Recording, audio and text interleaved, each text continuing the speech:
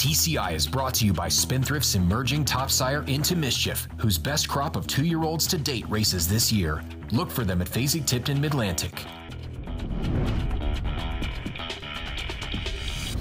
Welcome back to TCI, your inside track to the Triple Crown. Alongside Joel Cunningham, I'm John Siegel. Well, Joel, we're here, man. This is the Preakness. This is the race where we see if we have a Triple Crown, a potential Triple Crown winner on the line. You know, it's exciting because we have our Derby winner doing great. We have our 2-year-old champion, Classic Empire, is training well. I mean, this looks like it's really going to be a good race. I'm super excited about this race, John, just because I think, you know, it's been well documented even with Classic Empire. He has not come into the Derby the way they would have liked to, but he's so classy, and we saw that in the Kentucky Derby.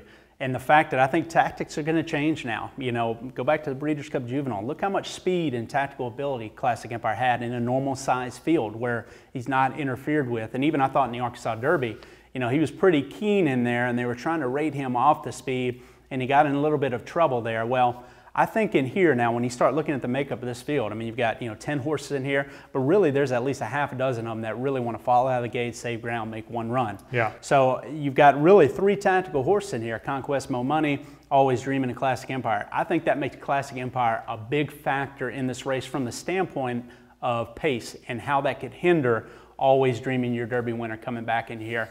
So, and the reason I think it's a fantastic race, not only from a strategy standpoint, I do think Always Dreaming is on top of his game. I think he's going to fire right back in the Preakness as the Derby winner. I'm not as concerned now about the 2-week turnaround. And also, you look at, you know, some other horses like, you know, Cloud Computing coming in fresh from Chad Brown.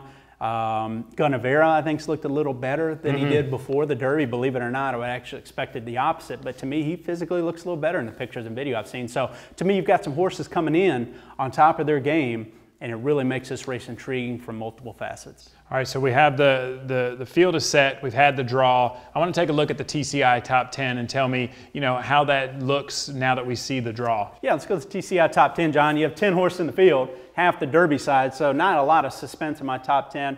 Really, like I've said, from quality, it's these 2 and maybe even 3, but he's pace reliant, unlike the top 2, obviously. And then it's really everybody else. I do think Cloud Computing as the fresh horse, coming back on 6 weeks rest. You know, Chad Brown, interesting move coming in this spot. He's a horse that I thought would run better in the Wood Memorial. He did not get the setup that day. Racetrack was favoring more speed. He's a lightly raced colt, and this is a confident move for Chad Brown to put him in here. He's interesting because I think among the closers, he's tactical enough to maybe sit mid-pack and get a jump on some of these closers, and it really depends on what those classier horses in front of him are doing and whether or not he's going to have a shot to run them down in the stretch.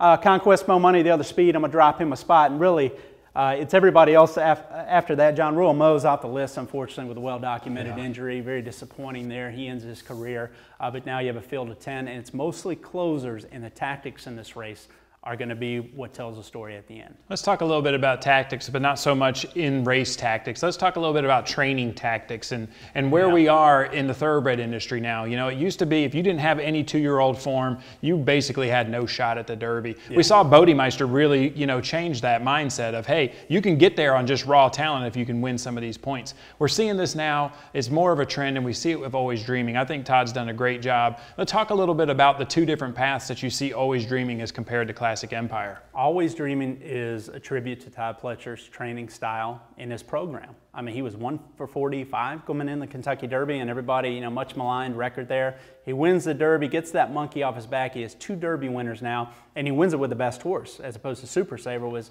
a bit of a surprise over a sloppy track in here. Always Dreaming was managed beautifully, John, and really it's the tale of 2 different ways of getting there, 2 different horses when I'm comparing Always Dreaming and Classic Empire. Classic Empire is a horse that on class and talent, I still believe he may be better than Always Dreaming, but he has had the well-documented issues of getting to the Kentucky Derby, you know, with some multiple setbacks, John. Sure. So he's been playing catch-up. Always Dreaming from the winter to the spring has never had a bad day. And the Todd Pletcher plan really came to fruition in terms of taking the path of least resistance. Don't run your tail off in the Holy Bull. Don't be over the top in the Fountain of Youth to have a tired horse now coming in these warm weather climates into the springtime when you really are running for the money in the Triple Crown races. He took the gamble. He went to Tampa, broke his maiden. Instead of Fountain Youth, they ran an allowance race, a very easy win there. set him up for a breakthrough performance in the Florida Derby, and he came in the Kentucky Derby, 5 weeks of rest, a fresh horse sitting on a lifetime top, and it paid off. I think he's still sitting on the same performance or maybe even another lifetime top based on what I'm seeing going into the Preakness Stakes with Always Dreaming. And look, there's some concern there. I mean, he's a slightly built horse, and we made the mistake. I made the mistake with Orb, you know, liking him back in the Preakness Stakes, but he was a closer. He couldn't dictate his terms like Always Dreaming can. And I do think Always Dreaming, with his high energy level, everything I've seen from him in the video and watching his training every morning at Pimlico, I'm extremely encouraged. I really believe he's going to fire that Derby performance back. Tribute to Todd Pletcher. He did it his way, and now he's got the horse that's probably going to win the Preakness Stakes this weekend. Well, you mentioned doing it his way. I mean, Always Dreaming did it his way in the Kentucky Derby. Nobody really went out there and pressed him. You know, we talked with Terry Finley last week, and he said, you know, at the half mile, whenever they decided to go ahead and engage and take on State of Honor, you know, I imagine there's going to be some trainers that look back on that and say, hey, you know what? We're not going to just let him walk on the lead, and we're going to actually take it to him. You think Mark Casse has that mindset coming in? No doubt. And look at Nyquist last year. You know, he came in as the champion, Derby winner, and what did they do? As a speed horse, what did they do to him early? Yeah. They ran at him out of the gate. Awesome speed, a long shot went at him. That Uncle Mo from California gunned up the inside on him.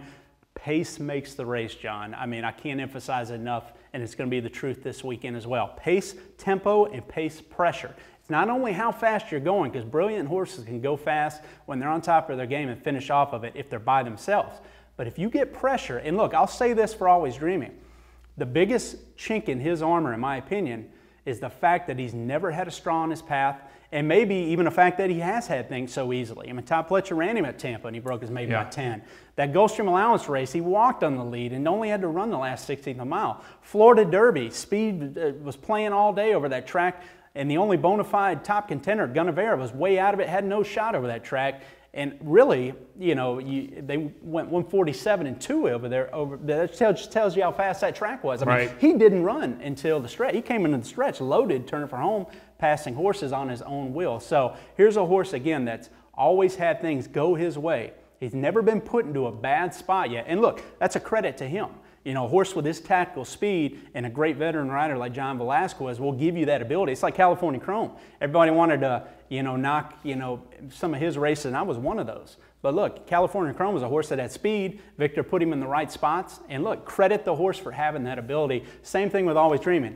But that's where I think things could change this weekend, because I do think Classic Empire, drawn directly outside of him, again, go back to that Breeders' Cup Juvenile. Listen to some of the comments Mark Casse's been saying. They know they got no shot in the Derby. They had Always Dreaming had it his own way.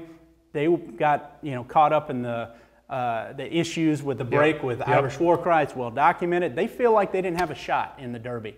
I guarantee you, they're going to put it. They're going to take it to Always Dreaming early in this race, and we're going to find out what kind of champion Always Dreaming is when he has to actually battle with another champion. And look, I still think there's a scenario to where he's going to have to go by Classic Empire. I would not be shocked at all to look up coming out first turn and find Julien Leparoux and Classic Empire on the lead. Johnny inside, I think, may have to come back and around and try to stalk. And now we're in a different ball game here. We're in a place where Always Dreaming has never been. Stalking a good, legitimately good horse through legitimate fractions and having to run by him late. And I'll tell you who'll be sitting in the catbird seat, probably the most excited, and maybe one of the best closing jockeys that we've seen in recent years. That's Mike Smith on Gunnevera. If he's seeing those two battle up front, I mean, this guy has really mastered closing and winning some of these big races. Yeah, absolutely. I mean, I think Gunnevera, again, I think he looks a little better coming into this race. We know about the back class, you know. He's been through the grinder, you know. You can't, like, if you're worried about him being tired and you saw that sort of decent performance in the Derby, even though it didn't set up for a closer, and now he's coming back on 2 weeks rest, you're going to continue to be concerned about where he is in terms of on his game. But physically, I think he's looked a little better. And I like this more manageable type race, in my opinion. If Mike can just fall out of the gate, save all the ground. Now, he's pace reliant. They have to come back to him. They'll never catch him if they don't come back to him. But I love Mike Smith on a big stage like this with a closer with the ability of Gunnevera. I think he has a shot, John. He's one of a couple closers in here that, again, this race gets a little wacky up front with the two occupying each other, Classic Empire and Always Dreaming. He could be a benefactor. And I think, you know, ironically, You know, his former rider, Javier Castellano, goes on the Chad Brown horse. I think he's got a little more speed than a lot of these closers that'll allow Javier to save ground and put him in the spots and really go and get the jump on some closers. So I still believe that Always Dreaming is going to win this race. I don't think Classic Empire can beat Always Dreaming right now, but I do think he can hurt him. And if he hurts him between the 5/8 pole and the quarter-mile pole, I do think that Gunnevera or Cloud Computing can get up. Any weather concerns? Last year it was really muddy. And No weather concerns. I mean, it's really hot the next couple days at Pimlico in the 90s, but then it's going to cool down into, you know, the mid-70s, I think, this weekend. No real rain in the forecast, so weather shouldn't be an excuse this year, unlike most Preaknesses we've seen. All right, well, we'll see if we come back next week if we got a Triple Crown on the line. Thank you, Joel. Yep. Thank you guys for watching. Make sure you come back next week. We'll see if the Kentucky Derby champion can take down the second leg of the Triple Crown and have a Triple Crown on the line going into Belmont.